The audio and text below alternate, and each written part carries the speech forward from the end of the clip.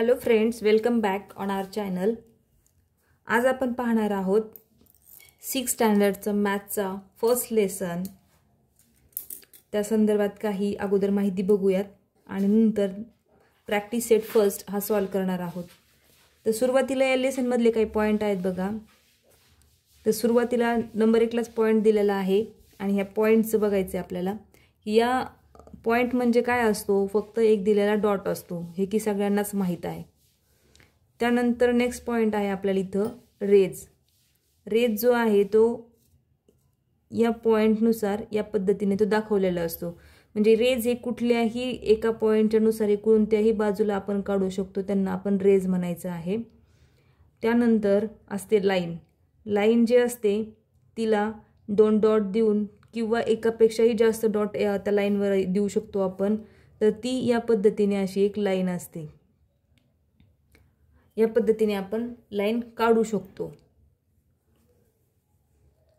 त्यानंतर segment. Segment बघा, आता ही जी लाईन आहे ही लाईन दोन्ही पण बाजूने वाढू शकते, बट दोन्ही बाजूने लाईन वाढू शकते, पण सेगमेंट जो आहे ना तो एका लाईन मध्ये आपण छोटे छोटे जे तुकडे करत असतो, याला आपण ए बी नाव देऊयात।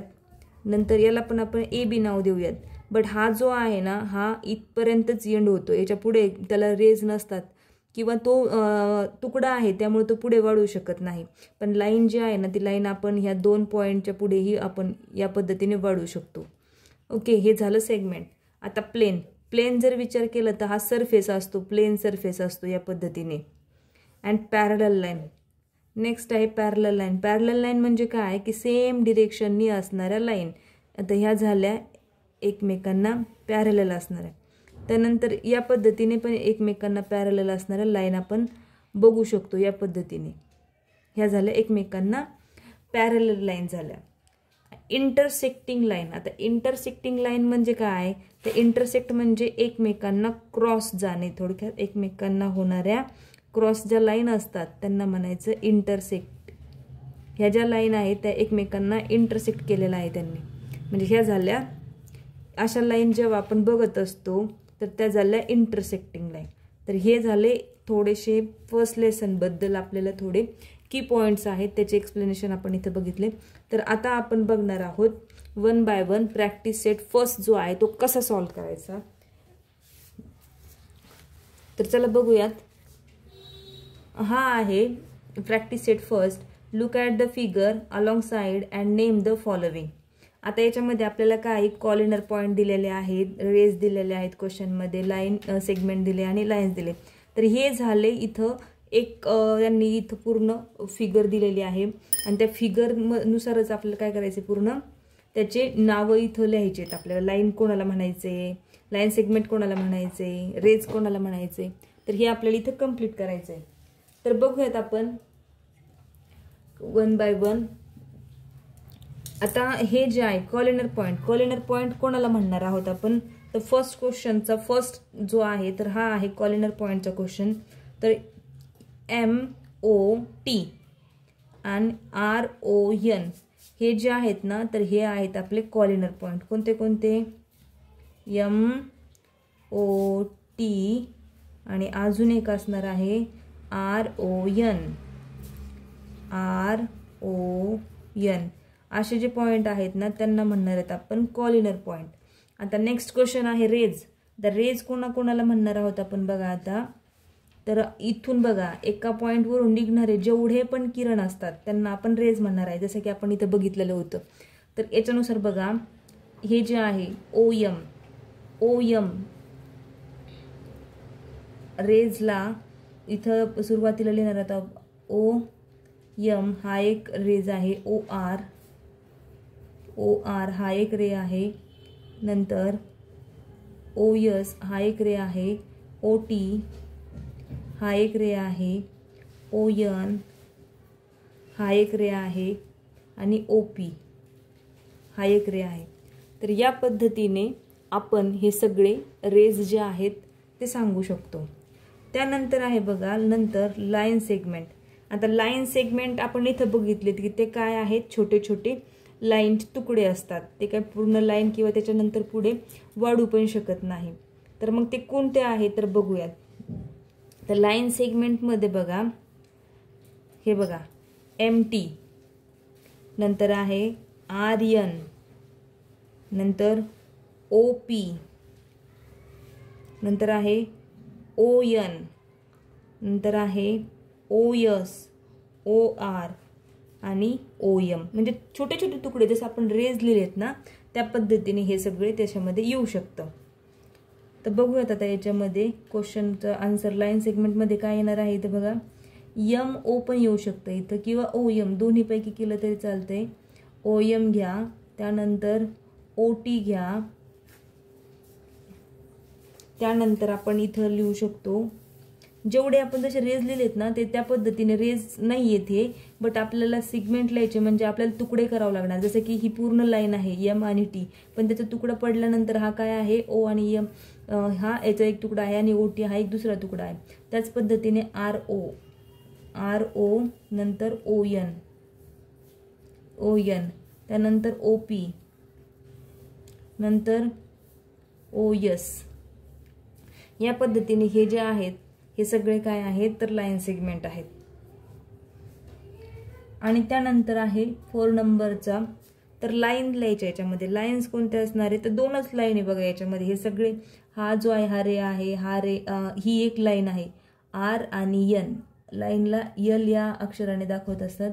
तर R आणि N ही काय झाली, एक लाईन झाली. त्यानंतर याच्यामध्येच बघा अजून कुठली लाईन वाटते तुम्हाला, M आणि T ही एक काय आहे लाईन आहे. तर या पद्धतीने आपण फर्स्ट नंबरचा क्वेश्चन प्रॅक्टिस सेट फर्स्टचा आपण या पद्धतीने सॉल्व्ह केलेला आहे. तर इथून हे आणि हे दोन्ही पण जेव्हा आपण स्टडी करतो तेव्हा तुमच्या लक्षात येईलच. तर आता बघूयात आपला सेकंड नंबरचा क्वेश्चन. तर सेकंड नंबरचा क्वेश्चन बघताना इथं काय सांगितलेलं आहे, write the different name of the line. Write the different name of the line एक इथं पूर्ण त्यांनी काढून दिलेली आहे आपल्याला, आणि त्यानुसार आपल्याला फक्त काय लिहायचे, लाईनचे नावं लिहायचे आहेत. तर बघूयात आपण आता याचे ही पूर्ण जे आहेत ना ही लाईन काढली त्याच्यावर छोटे छोटे म्हणजे नावं द्यायचे वेगवेगळे. जर आपण लाईन काढल्यास तर write the different name of the line. मग इथं बघा इथं काय आहे तर सुरुवातीला बघूयात आपण इथं क्वेश्चन नंबर 2चा आन्सर इथं देते मी. लाईन AB, नंतर BC किंवा AC असं पण म्हणू शकतो आपण, AC, नंतर BD असं पण म्हणू शकतो किंवा CD असं पण होऊ शकतं. नंतर AD, म्हणजे ही पूर्ण जर आपण ही पूर्ण लाईन जर घेतली तर ही पूर्ण लाईन पण येऊ शकते, म्हणून AD पण आपण याला लाईन काढू शकतो. AB पण आहे, BC पण येऊ शकते. म्हणजे इथं बघा इथं काय असणार अजून BC, B and C ही पण इथं काय असणारी लाईन येऊ शकते. ओके, तर ह्या झाल्या काही लाईन. म्हणजे हा झाला सेकंड नंबरच्या क्वेश्चनचा आन्सर. या पद्धतीने आपण ते सॉल्व्ह करू शकतो. त्यानंतर बघूयात आपला हा थर्ड नंबरचा क्वेश्चन जो आहे तो. तर बघा याच्यामध्ये थर्ड नंबरचा क्वेश्चन जो आहे तर याच्यामध्ये काय करायचं आहे, इथं match the following group A and group B या पद्धतीने दिलेलं आहे. तर याला काय करायचं, डायरेक्ट मॅच करून घ्यायचं आहे. मॅच करताना इथे विचारलेलं त्यांनी रे.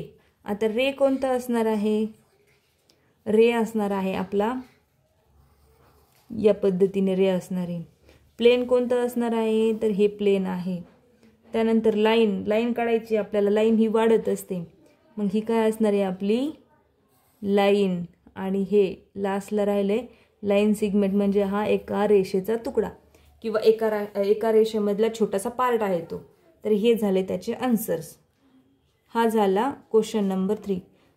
हा 4th नंबरचा क्वेश्चन आहे बघा.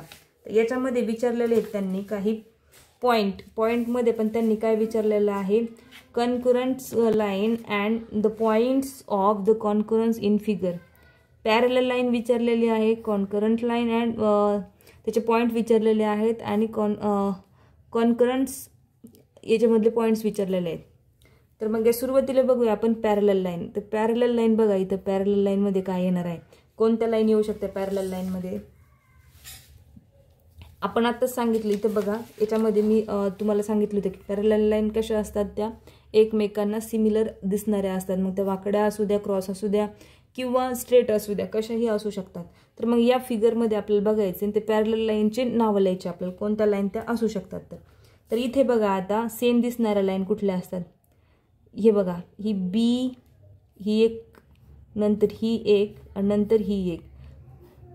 पॅरलल लाईनमध्ये कोणती आहे लाईन, बी एम अँड ही बघा ही क्यू, ही या पद्धतीनेच आहे, ही पण सेम आहे, त्या एकमेकांना सिमिलर आहेत.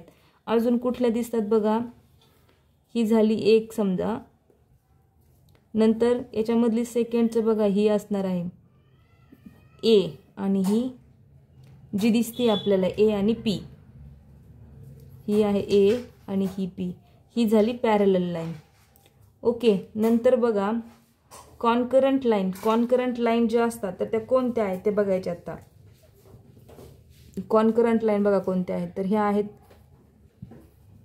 कॉन्करंट लाईनमध्ये काय येणार आहे बघा, लाईन ए बी सी जे दिसतात आपल्याला लगेच बघा, कॉन्करंट लाईन ह्या आहेत. Concurrent line A B C एकाच पॉईंटमधून त्या छेदलेल्या आहेत, म्हणून त्या काय आहेत तर त्या कॉन्करंट लाईन आहेत. आणि त्या कुठल्या याच्यातनं छेदलेल्या आहेत तर ए अँड सी याच्यामधनं छेदलेल्या आहेत, म्हणून या कॉन्करंट लाईन ज्या आहेत त्या कोणत्या आहेत तर लाईन ए बी सी या आहेत. आणि त्या कोणत्या याच्यामधनं छेदलेल्या आहेत तर त्या ए आणि सी या लाईनमधनं छेदलेल्या आहेत. नंतर सेकंड नंबरचं याच्यामधलं बघा, हे झालं फर्स्टचं. आता सेकंड नंबरचं अजून कुठली लाईन आहे, इथं बघा, इथं पण एक छेदलेला आहे. मग ह्या कोणत्या आहेत लाईन, इथे जे आहेत बघा पी आणि क्यू, ह्या ज्या आहेत त्या कॉन्करंट आहेत. हे जे आहेत लाईन पी अँड क्यू, ह्या ज्या आहेत त्या कॉन्करंट्स आहेत. मग त्या कुठल्या आहेत तर सी आणि डी किंवा ए आणि डी, ह्या दोन्ही पण एकमेकांना कॉन्करंट आहेत, म्हणजे अटॅच आहेत त्या ए आणि डी या पद्धतीने. आणि राहतो फक्त लास्टला कोण आहे ते आता पॉईंट्स ऑफ कॉन्करन्स. आता हे पॉईंट्स ऑफ कॉन्करन्स, याच्यामध्ये पॉईंट लिहायचे फक्त, कोणते कोणते पॉईंट आहेत तर याच्यामध्ये फक्त पॉईंट, एक कॉन्करन्स लाईन म्हणजे जिथं अटॅच झालेले आहेत तर ते कुठले कुठले पॉईंट आहेत फक्त ए आणि हा जो आहे तो डी, हे एवढेच दोन पॉईंट आहे की तिथं सगळ्या लाईन कॉन्करंट झालेल्या, म्हणजे पॉईंट ए अँड डी हेच त्याचा आन्सर असणार आहे. तर या पद्धतीने आपण बघितलेलं आहे प्रॅक्टिस सेट नंबर फर्स्ट, जे आपल्याला पूर्ण याच्या एक थोडक्यात सोल्युशन पण सांगितलं आहे आणि आपण तो सॉल्व पण केलेला आहे. थँक्यू.